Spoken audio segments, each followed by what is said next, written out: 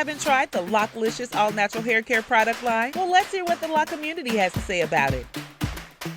I love how it sprays and how it feels, you guys. Like, it feels so good. And it smells amazing, you guys. The Lock and Twist moisturizer was really good for me. The hydration mist was phenomenal. This is bomb, baby.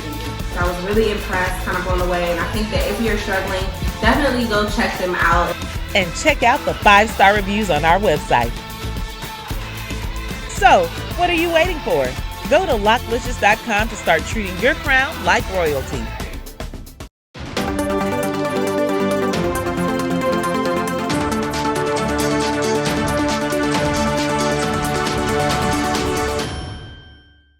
Sanibonani, unjani, makandini enyu. Hello everyone, welcome back to another broadcast of the African Diaspora News channel with me, of course, your host, Maritawana aka Woke Hunters. I am woke but never broke, honey. And yes, if you're just here for the first time, you are of course welcome to subscribe, like, and share this video and hit that notification bell. Now, today we are talking about another story of a Chinese company here in Zimbabwe in another area called Marange Chiadzwa. And what happened in this area is that villagers were arrested because they protested against this Chinese company called Anjin Investments. Now, this Chinese company has been mining diamonds in Chiadzwa for some time, for quite a while actually, for a long time. And now the reason they were protesting is because the Chinese held a beer ceremony without involving the villagers. The beer ceremony is a traditional ritual practiced in many parts of the country here, in a number of cultures here in Zimbabwe. And it's a way to bring good luck in attaining something, like in this particular case, diamonds, attaining more and more diamonds day by day. Now, this was also practically meant to please spirit mediums in the area who initiate these ceremonies in order to gain more natural resources such as diamonds.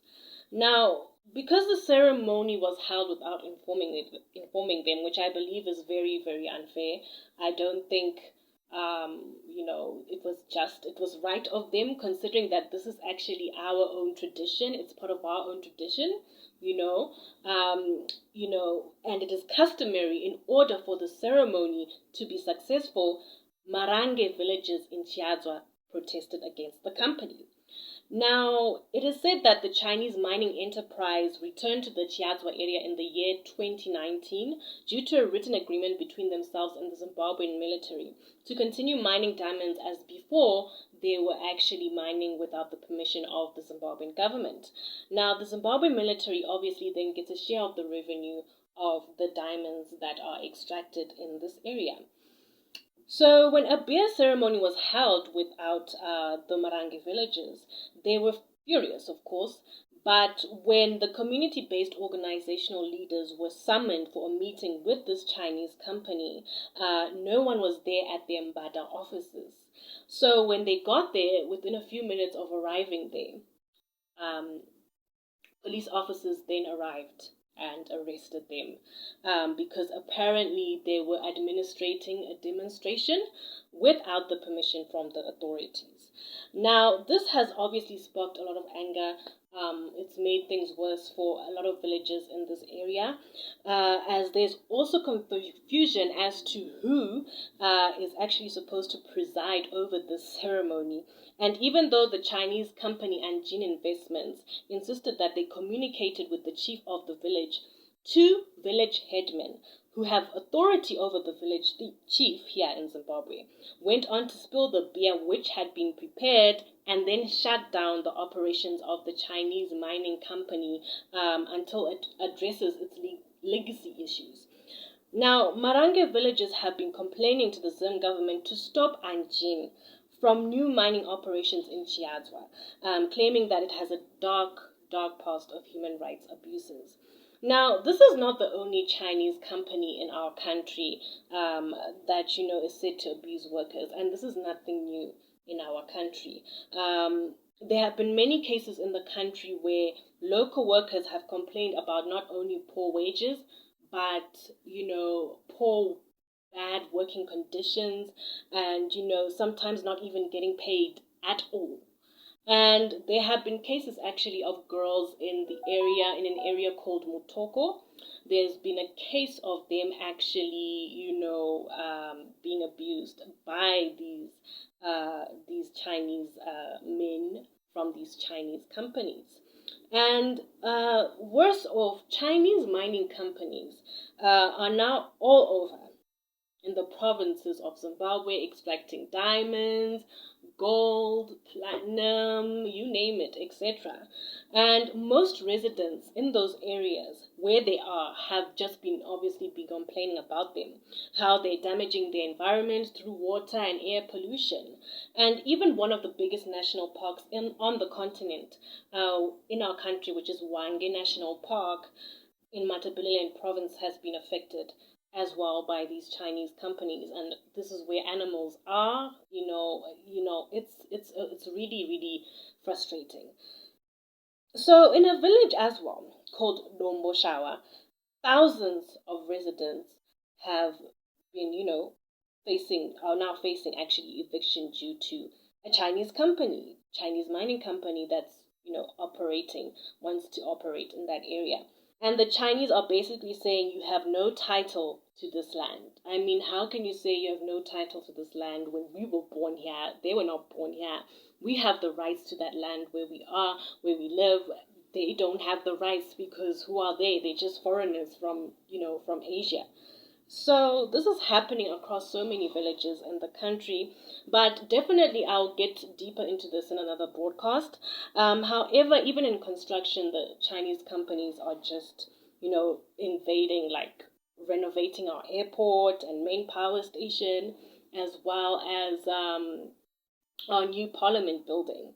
The airport has costed about 153 million United States dollars, and whilst our main power station is actually costing a whopping 1.5 billion US dollars. Then right now they're just about to finish building a new parliament building, which costs over 140 million United States dollars. So yeah, that's obviously going to mean we're going to be in so much debt as Zimbabweans after all these things are done by the Chinese. And all I can say is it's really pathetic how we can be so dependent on people from, not from the continent to do this work for us. Because personally, I believe we can actually do these things, build these things ourselves. And, I honestly don't think there was any need to get a whole entire new parliament building. It was just a matter of renovating the current parliament building that is being used right now, the old one, renovating it, making more space for it, for more member of parliaments, MPs, members of parliament to actually, do the work. So this has been, it's really, been a talk. A lot of talks have been going on around, amongst us Zimbabweans as to, do we really need to suffer for this kind of situation that is happening? And we feel we are actually slowly being colonized by the Chinese. And, I would like to find out from you, the viewers, as well. Do you think we are slowly being colonized by the Chinese? And what do you think we should do? How do you think we should stop these Chinese from coming into our country and taking up most of, the work, apparently investing in us, and then we end up owing them something, owing them so much money. It's a really tough situation, and we're hoping to, of course, look for the answers. Well, That's it from me, Maritawana, aka Woke Hunters. I am woke, but never broke, honey. And I'll be back again in another broadcast soon. Please stay tuned. And of course, you can follow us here as the African Diaspora News Channel on Facebook, Instagram, and Twitter as well. And of course, you can follow me, Maritawana, on Instagram at Ndini Actress _Wacho. And I am also on Twitter at Ndini Actress. So, from me, it's cheers for now. Bye. Colonization never ended in the white supremacist system.